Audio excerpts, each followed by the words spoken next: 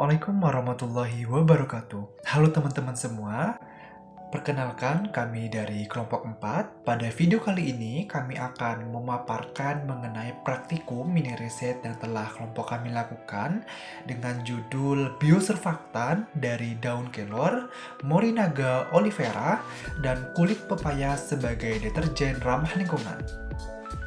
Sebelum masuk ke pembahasannya, alangkah baiknya kita perkenalan terlebih dahulu ya. Kelompok kami terdiri dari 4 anggota. Yang pertama ada saya sendiri, Ahmad Saputra dengan NIM 4301 42003. Yang kedua ada Eka Indarti dengan NIM 4301 42005. Yang ketiga ada Anissa Rahayu Ningtyas dengan NIM 4301 42027. Dan yang terakhir ada Iklima Nur Fitriani dengan NIM 4301 42048. Yang akan dibahas pada video kali ini, yang pertama ada latar belakang, yang kedua ada tinjauan pustaka, yang ketiga ada metode penelitian, yang keempat ada hasil dan pembahasan, yang kelima ada kesimpulan, dan yang terakhir ada daftar pustaka. Pertama adalah latar belakang. Deterjen merupakan bahan pembersih yang digunakan oleh masyarakat, baik oleh rumah tangga, industri, perhotelan, rumah makan, dan lain-lain. Ternyata deterjen dapat menimbulkan efek dari pencemaran terhadap lingkungan, sehingga karena sulit diuraikan oleh mikroorganisme dan dapat mencemari lingkungan tentunya. Dikutip dari Radiansyah tahun 2011. Kelor atau Morinaga olivera L adalah tanaman yang kaya nutrisi yang bermanfaat bagi kehidupan masyarakat karena seluruh bagiannya bermanfaat sebagai bahan baku dalam pembuatan obat-obatan. Berdasarkan uji fitokimia, daun kelor atau Morinaga olivera L mengandung tanin, steroid, dan tripernoid, flavonoid, saponin, antarkuinon, alkaloid, di mana semuanya merupakan antioksidan menurut Justrina dan kawan-kawan tahun 2019. Daun kelor merupakan salah satu bahan baku yang kami gunakan dalam pembuatan deterjen tersebut. Bahan baku yang kedua yang kami gunakan dalam pembuatan deterjen ramah lingkungan kali ini adalah kulit pepaya. Kulit pepaya selama ini dianggap sebagai limbah oleh masyarakat tentunya. Ternyata berdasarkan penelitian Santos dan kawan-kawan tahun 2014 bahwa kandungan kulit pepaya ini mengandung vitamin C dan senyawa fenolik dalam kulit buah pepaya digunakan sebagai antioksidan, tabir surya, dan antiinflamasi. Ternyata kulit pepaya ini juga mengandung beta-karoten, filosantin, silopenin, flavonoid, fenolik, steroid, tanin, saponin, dan terpenoid menurut Rodrigo dan Pripera tahun 2018.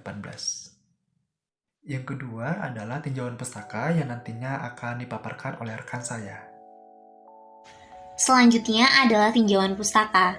Nah, tanaman kelor merupakan tanaman yang mengandung antioksidan, antibiotik, antitripasonomal, antiposmodik, antiulkus, aktivitas sitotensif, dan juga bisa menurunkan kolesterol. Nah, daun kelor juga mengandung senyawa fitokimia seperti flavonoid, saponin, dan juga tanin yang bersifat sebagai antibakteri, di mana mekanisme antibakteri pada tanaman kelor ini adalah dapat menghambat pertumbuhan sel untuk menentukan pembentukan dinding sel yang dapat menyebabkan kanker. Dikutip dari Husna et al. Pada tahun 2019. Selain menggunakan daun kelor, kami juga menggunakan kulit pepaya, di mana kulit pepaya ini merupakan bagian terluar daripada buah pepaya yang tidak dimanfaatkan oleh sebagian besar masyarakat, di mana mereka hanya memanfaatkan buahnya saja lalu membuang kulitnya begitu saja. Padahal pada kulit buah pepaya ini mengandung aktivitas enzim protease, lalu ada kandungan fitokimia seperti saponin, tanin, dan juga flavonoid. Nah, kandungan saponin dan juga enzim protease pada kulit buah pepaya yang masih muda ini sangat bermanfaat pada pembuatan deterjen kita karena bisa meningkatkan efektivitas daya pembersih dan juga degradasi kotoran. Deterjen merupakan senyawa kimia yang digunakan sebagai bahan pembersih yang terdiri dari surfaktan builder yang berfungsi untuk meningkatkan daya cuci dan juga bahan aditif lainnya. Nah, deterjen memiliki molekul khusus yaitu molekul surfaktan atau surface active agent yang berfungsi untuk menurunkan tegangan permukaan air sehingga dapat melepaskan kotoran yang ada pada permukaan. Nah, bahan yang terkandung dalam deterjen ini berupa surfaktan atau surface active agent, kemudian ada builder sebagai pembentuk dan juga filler atau pengisi, serta zat aditif lainnya misalnya pewangi, pemutih, pewarna, dan yang lain sebagainya. Bahan spesifik yang dibutuhkan pada deterjen adalah surfaktan untuk membersihkan kotoran yang ada pada substrat dan builder yang digunakan untuk membantu surfaktan. Lalu penggunaan surfaktan pada deterjen ini bertujuan untuk mempermudah terurainya noda atau kotoran yang melekat pada pakaian. Metode penelitian yang digunakan pada penelitian ini ada 3, yaitu maserasi, aktivasi senyawa, dan juga pembuatan produk. Nah, maserasi daun kelor dan kulit pepaya ini dilakukan menggunakan pelarut metanol 70% dengan perbandingan 1:1. Maserasi dilakukan untuk mendapatkan ekstrak kandungan daun kelor dan juga kulit pepaya. Setelah itu dilakukan evaporasi sehingga dihasilkan maserat yang lebih kental. Pada tahap kedua yaitu aktivasi senyawa. Nah, aktivasi senyawa ini dilakukan dengan mencampurkan maserat kental dengan MES sebagai penghasil busa dan juga Na2SO4. Aktivasi dilakukan dengan 3 varian yaitu 15%, 30%, dan juga 40% untuk mengetahui pH yang paling sesuai. Sehingga pada tahap terakhir yaitu proses pembuatan produk. Nah, pada pembuatan produk ini deterjen dilakukan dengan melarutkan MES dan juga Aquades serta Na2SO4 dengan konsentrasi yang digunakan yaitu 30% dengan pH yang dihasilkan adalah 6.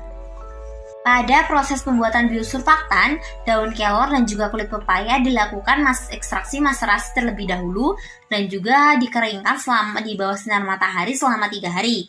Nah, proses ekstraksi secara maserasi ini dilakukan pada temperatur suhu ruang yaitu 25 derajat Celcius selama 3 hari.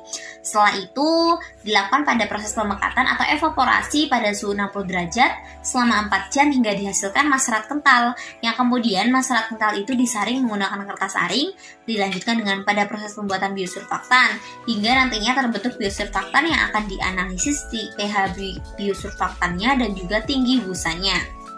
Biosurfaktan yang terbentuk lalu dihomogenasikan dengan Aquades. Kemudian disiapkan juga larutan MES sebanyak 10% dan juga Na2SO4 yang dipanaskan, kemudian diaduk hingga dihomogenasikan lalu dicampurkan dengan larutan dari biosurfaktan dan juga Aquades tadi. Kemudian dilanjutkan dengan proses pemanasan dan juga pengadukan selama 30 menit, lalu didiamkan selama 12 jam hingga terbentuk deterjen cair.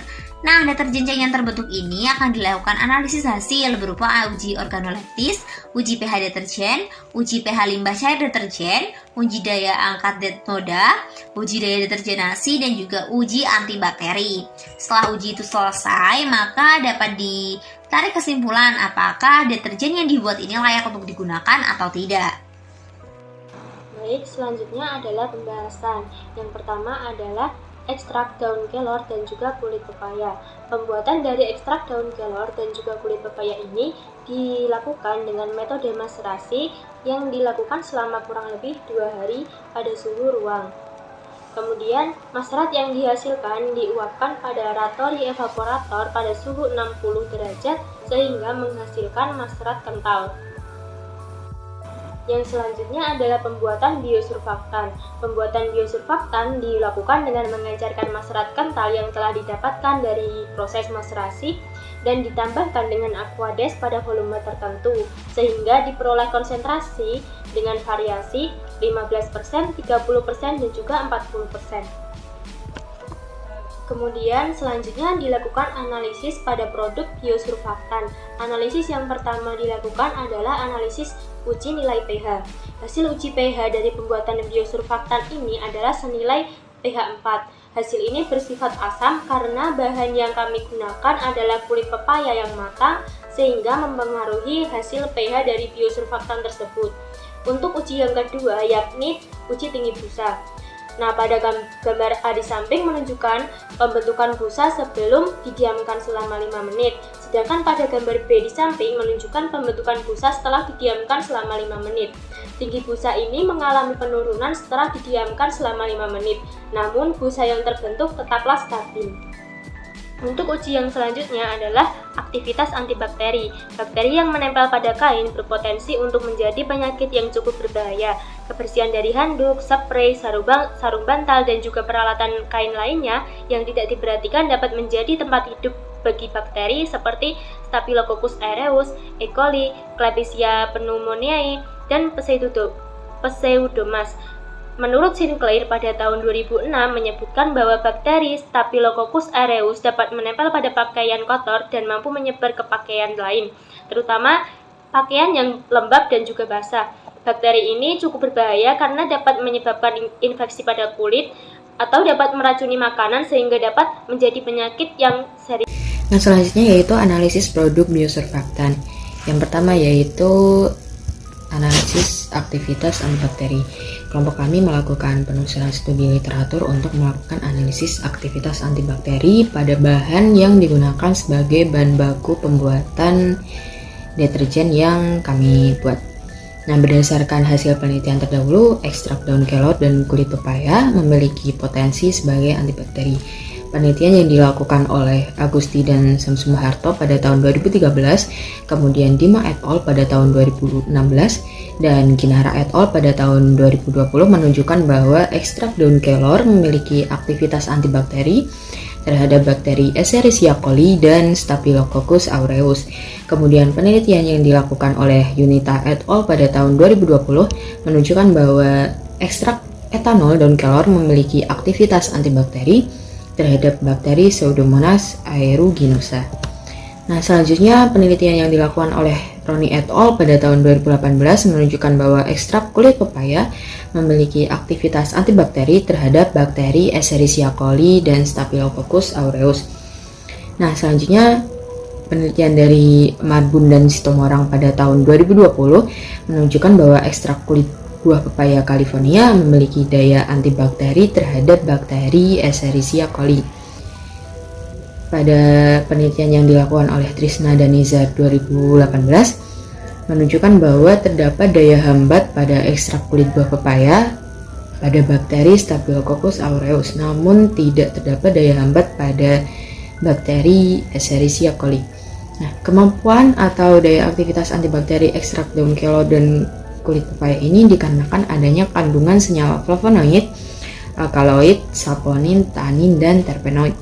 Senyawa flavonoid dan tanin diketahui dapat menghambat pertumbuhan bakteri gram positif maupun gram negatif. Selanjutnya yaitu pembuatan deterjen. Jadi kami melakukan pembuatan deterjen dengan menambahkan 30% biosurfaktan yang ditambahkan dengan Aquades lalu dihomogenkan dalam glass beaker pertama. Kemudian pada glass beaker yang kedua ditambahkan MES 10%, kemudian ditambahkan Na2SO4 10%, yang kemudian dihomogenkan melalui pemanasan. Masing-masing bahan penyusun deterjen tersebut kemudian dihomogenkan dan dicampur melalui proses pemanasan dan pengadukan selama 30 menit pada temperatur 50 derajat Celcius dengan kecepatan pengadukan yaitu 250 rpm. Nah, di samping tersebut merupakan produk deterjen yang dihasilkan oleh kami. Selanjutnya yaitu uji daya angkat noda. Nah, pada uji daya angkat noda ini dilakukan dengan penambahan kotoran atau kecap pada substrat kain, kemudian dilakukan perendaman pada masing-masing konsentrasi deterjen yang telah dibuat. Hasil menunjukkan bahwa setelah perendaman selama 5 menit, noda mengalami pemudaran paling signifikan dengan penggunaan deterjen pada konsentrasi 30%. Selanjutnya yaitu analisis karakteristik fisiko-kimia biodeterjen. Yang pertama itu ada uji organoleptis. Jadi deterjen yang dihasilkan memiliki bentuk cair, sedikit lengket hasil dari MES, memiliki bau dominan seperti daun kelor, serta berwarna hijau dari pencampuran dengan pewarna sintetis. Kemudian pada penentuan kadar pH, berdasarkan gambar di samping tersebut, dapat diurutkan dari kiri. Atas merupakan hasil masyarakat kental memiliki pH 4. Kemudian sebelah kiri merupakan sampel deterjen komersial memiliki nilai pH dan masing-masing deterjen yang kami buat memiliki pH 6. Untuk selanjutnya analisis limbah cemaran.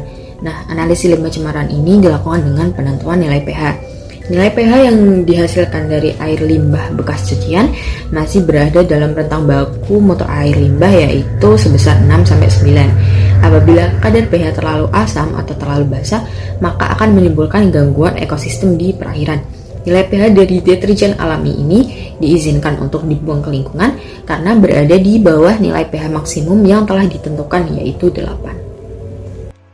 Yang kelima adalah kesimpulan dari pemaparan kami pada video kali ini, bahwa pembuatan biosurfaktan sebagai bahan baku deterjen cair dengan tujuan untuk membuat deterjen dengan formula yang ramah lingkungan dan mengurangi limbah bahan kimia yang diakibatkan oleh deterjen. Pembuatan deterjen dimulai dengan maserasi dan evaporasi untuk menghasilkan masarat kental, kemudian dilanjutkan dengan pembuatan biosurfaktan dan pembuatan produk deterjen. Dari hasil uji produk deterjen yang telah kami lakukan, bahwa hasil tersebut menunjukkan tekstur dari deterjen tersebut yaitu cair dan sedikit lengket dengan pH sekitar 6 dan dapat memudarkan noda kecap setelah 5 menit didiamkan. Hal ini menunjukkan bahwa deterjen dari kelompok kami itu sangat layak digunakan sebagai deterjen pembersih dan juga sebagai deterjen ramah lingkungan karena memiliki pH rentan dari 6 yang juga dikategorikan sebagai pH netral. Nah, yang terakhir, yang keenam adalah daftar pustaka. Berikut adalah daftar pustaka yang kami gunakan dan yang kami kembangkan dalam pembuatan dan juga referensi dalam pembuatan artikel dan juga produk kami pada kali ini. Semoga video ini bisa bermanfaat bagi teman-teman semua.